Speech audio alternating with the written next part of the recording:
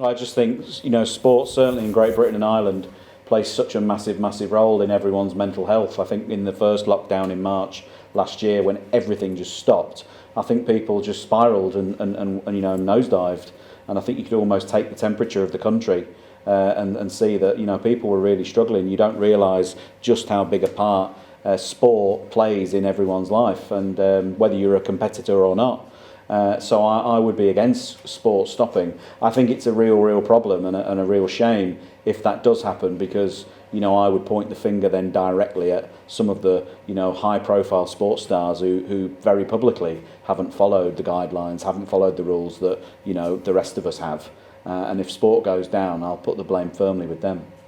It must be, yeah, as you say, it's very frustrating because especially with some of these sports have so much money involved, whether it's individual clubs or the leagues that and the governing bodies that look after them.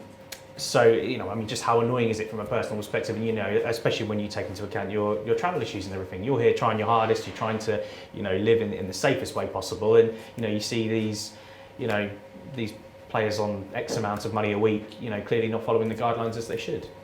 Yeah, I think it's really bad, and I think they, and I'm sure they do, have to take some responsibility for that.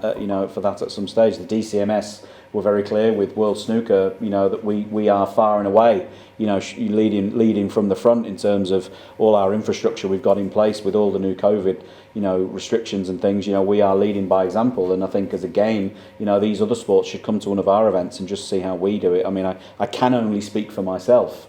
But, when you compare the number of tests, positive results we have compared to other sports, we're just a complete minority. But that's because our players respect the rules. Our players respect the public that are paying their wages and watching them perform. And we want to be out here performing for everyone. Maybe some of the footballers, maybe they earn too much to care. Maybe they're not bothered about that. I'm not sure who he is, but there was one footballer who's been done several times. He just had a big party at his house on New Year's Eve. I'm not sure who it was, because I'm not a massive football follower, really. But I know it happened. We're